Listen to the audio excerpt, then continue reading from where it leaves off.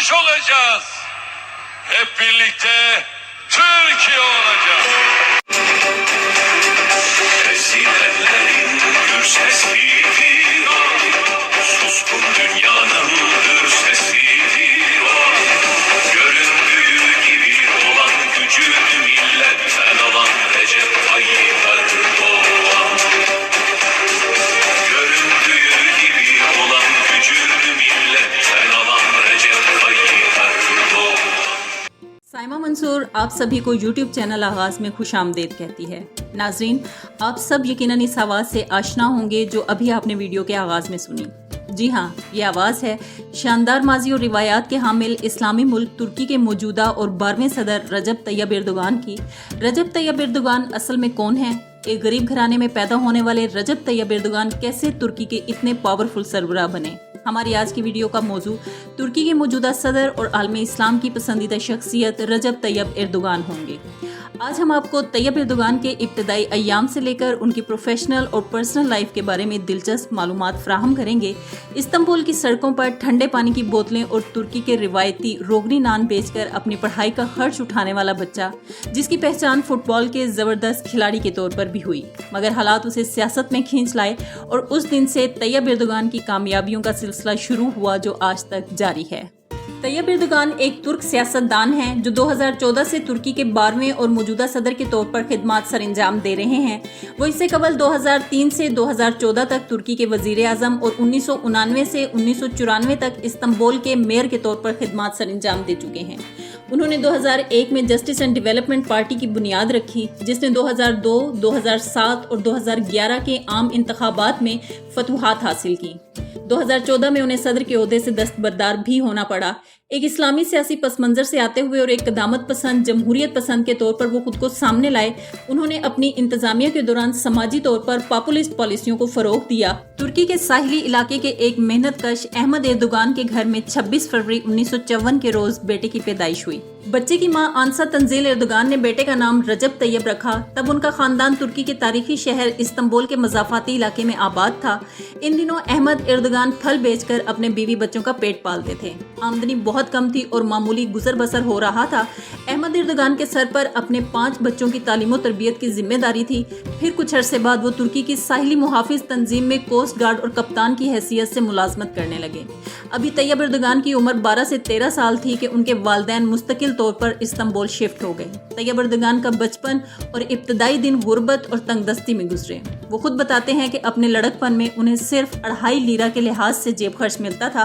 Tayyip Erdogan 2.5 lira से post cards खरीदकर उसे मुनाफे पर बेच देते और हासिल होने वाली रकम से अपना खर्च चलाते। वो कभी गर्मियों में इस्तांबुल शहर की सड़कों पर फिरते और गाड़ियों और राह चलते लोगों को ठंडे पानी की बोतलें और लीमू पानी फरोख्त किया करते, और कभी तुर्की की रिवायती रोटी गली गली जाकर बेचते और कमाई से जो कुछ हासिल होता रजब तैयब एर्दोगान इससे अपनी फैमिली पर खर्च करते और अपनी किताबें खरीदते। तैयब एर्दोगान एक फोरम पर तकरीर करते हुए अपने बचपन के बारे में कुछ यूँ बताते हैं कि हमारे घर में बाज़ औक़ात खाने को कुछ नहीं होता था, मगर हम सब बहन भाई सब्र और हौसले से वो दिन गुजार लेते। जब बचपन में मैं मदरसे पढ़ने जाता तो हमारे मोहल्ले के कई लोग मुझसे कहा करते कि बेटा क्यों अपना मुस्तकबिल ख़राब करते हो, क्या तुम्हें बड़े होकर मुर्दे नहलाने हैं? जाओ किसी अच्छे स्कूल में दाखिला ले लो और अपना मुस्तकबिल बनाओ। तब मैं बड़े अदब से उनकी बातें सुनता और मुस्कुराते हुए अपनी किताबें बगल में दबाए घर की तरफ चल पड़ता। मैं कुरान मजीद हिफ्ज़ कर चुका था। मैंने इस्तांबुल के इसी मदरसे से 1973 में अपनी मैट्रिक तक की तालीम हासिल की। इस दौरान मैंने अपनी दूसरी तालीम भी जारी रखी। मैंने तुर्की की मारूफ यूनिवर्सिटी में दाखिला लिया और वहाँ से इकनॉमिक्स एंड एडमिनिस्ट्रेटर साइंस में मास्टर्स किया। नाजरीन, जवानी में तैयब एर्दोगान को फुटबॉल खेलने का जुनून की हद तक शौक था। वो अपने शहर के बेहतरीन खिलाड़ियों में शुमार होते थे। तैयब एर्दोगान का ख्वाब था कि वो तुर्की की नेशनल टीम में खेले, मगर उनके वालिद के मना करने पर तैयब एर्दोगान ने फुटबॉल को हमेशा के लिए छोड़ दिया। रजब तैयब एर्दोगान शुरू ही से सियासत में दिलचस्पी रखते थे। वो गली मोहल्ले की सियासत में फाल हुए और फिर कॉर्पोरेशन लेवल तक सियासत करने लगे। सन 1976 जब उनकी उम्र 22 बरस थी तो वो इस्तांबुल की यूथ पार्टी के हेड मुकर्रर हुए। इसके 2 साल बाद 4 फरवरी 1978 को तैयब एर्दोगान ने अरब नस्ल से ताल्लुक रखने वाली खातून एमन गुलबरान से शादी कर ली। उनके 2 बेटे और 2 ही बेटियां हैं। بیٹوں کے نام احمد اور بلال جبکہ بیٹیوں کے نام اسرا اور سمیہ ہیں۔ سن 1984 میں طیب اردگان ویلفیئر پارٹی کے ڈسٹرکٹ ہیڈ منتخب ہوئے اور اس کے اگلے سال 1985 میں انہیں ویلفیئر پارٹی استنبول ڈویژن کا سربراہ اور پارٹی کا سینٹرل ایگزیکٹو ممبر بنا دیا گیا۔ سیاست طیب اردگان کے لیے کوئی پھولوں کی سیج نہیں تھی بلکہ کانٹوں کا راستہ تھا جہاں قدم قدم پر انہیں مشکلات کا سامنا کرنا پڑا۔ ان دنوں میں سیکولر ترکی میں اسلام کا نام لینا اور اسلامی نظریے سے سیاست کرنا بہت مشکل تھا۔ طیب اردگان اور ان کے ساتھیوں کو کئی بار قید و بند کی صعوبتیں جھیلنا پڑی، مگر اس سب کے باوجود وہ اور ان سے نظریاتی وابستگی رکھنے والے سیاسی کارکن ڈٹ کر مقابلہ کرتے رہے۔ سال 1994 میں استنبول شہر میں بلدیاتی انتخابات ہوئے، اسلام پسندوں کو اکثریت ملی اور طیب اردگان کو استنبول سٹی کا میئر بنا دیا گیا۔ یاد رہے کہ استنبول شہر پانی کی قلت، آلودگی، گندگی اور ٹریفک جیسے مسائل کا شکار تھا۔ ترکی میں تب استنبول کرائم کیپٹل یعنی جرائم کا شہر سمجھا جاتا تھا۔ طیب اردگان نے صرف 2 سال میں شہر کو کرائم فری کر دیا اور استنبول میں کئی کامیاب تعمیراتی منصوبے شروع کیے، کرپشن کو جڑ سے اکھاڑ پھینکا اور استنبول گورنمنٹ نے $2 ملین کا قرضہ بھی واپس کیا۔ دیکھتے ہی دیکھتے استنبول دنیا کے بہترین شہروں میں شمار ہونے لگا۔ یہ طیب اردگان اور اسلامک آئیڈیالوجی کی سیاست کرنے والوں کی جیت تھی، مگر اس وقت تک ترکی کی مرکزی حکمران حکومت پر سیکولر طبقہ برسر اقتدار تھا۔ وہ لوگ طیب اردگان کی مقبولیت سے پریشان تھے کیونکہ اردگان جیسا عوامی لیڈر ان کے لیے مسلسل خطرہ بن رہا تھا۔ سال 1998 میں ایک یادگار اور تاریخ ساز جلسہ منعقد کیا گیا جس میں طیب اردگان مہمان خصوصی تھے۔ اس جلسے میں طیب اردگان نے ایک اسلامی نظم پڑھی جس میں کہا گیا کہ مسجدیں ہماری چھاونیاں ہیں، گنبد ہمارے ہیلمٹ ہیں، منارے ہمارے سنگ مرمر کے ہیں اور مومن ہمارے سپاہی ہیں۔ سیکولر ترکی میں ایسی نظم پڑھنا اردگان کے لیے جرم بن گیا۔ انہیں نہ صرف میئرشپ سے ہٹا دیا گیا بلکہ اسلامی نظم پڑھنے کے جرم میں 4 مہینے کی سزا سنائی گئی اور ویلفیئر پارٹی پر پابندی عائد کر دی گئی۔ طیب اردگان نے حوصلہ نہ ہارا اور وہ اپنی سیاسی جدوجہد کرتے رہے۔ 2001 میں انہوں نے ایک جسٹس اینڈ ڈیولپمنٹ کے نام سے نئی سیاسی جماعت کی بنیاد رکھی۔ 2002 کے انتخابات ہوئے تو طیب اردگان کی پارٹی نے ریکارڈ ساز ووٹ حاصل کرتے ہوئے مخالفین کو حیرت میں ڈال دیا۔ ان کی پارٹی نے پورے ترکی میں 2/3 میجورٹی کے ساتھ فتح حاصل کی۔ اس وقت سے لے کر آج تک طیب اردگان کی پارٹی ترکی پر حکومت کر رہی ہے۔ 2002 میں طیب اردگان نے بطور وزیر اعظم ترکی اپنے عہدے کا حلف اٹھایا اور یوں ترکی کی ترقی کے نئے سفر کا آغاز ہوا۔ اقتدار میں آنے کے بعد رجب طیب اردگان اور ان کی سیاسی جماعت نے مذہب پر عائد پابندی کا قانون معطل کر دیا، جس میں خواتین کے حجاب پر پابندی بھی شامل تھی۔ یوں اسلام پسند لوگوں کے نزدیک رجب طیب اردگان کا امیج ایک ہیرو کے طور پر ابھرا۔ نو منتخب وزیر اعظم رجب طیب اردگان کے سفر میں بہت سی مشکلات آئیں مگر انہوں نے ہمت نہیں ہاری۔ ان دنوں ترکی ایک اقتصادی بحران میں پھنسا ہوا تھا۔ رجب طیب اردگان نے ترکی کو اس بحران سے نکالا اور ملک کو ترقی کی شاہراہ پر گامزن کیا۔ فوج اور بیوروکریسی کی مخالفت کے باوجود وہ اپنے کام میں مگن رہے اور اگلے چند سالوں میں اپنی ٹیم کے ساتھ مل کر ترکی کی قسمت کو بدل کر رکھ دیا۔ اور تیسری دنیا کا ملک کہلانے والا ترکی آج دنیا کی 16ویں بڑی اقتصادی طاقت ہے۔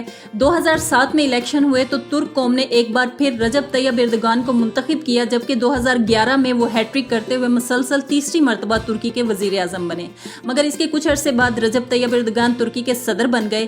7 جون 2015 کو ترکی میں پارلیمانی انتخابات منعقد ہوئے۔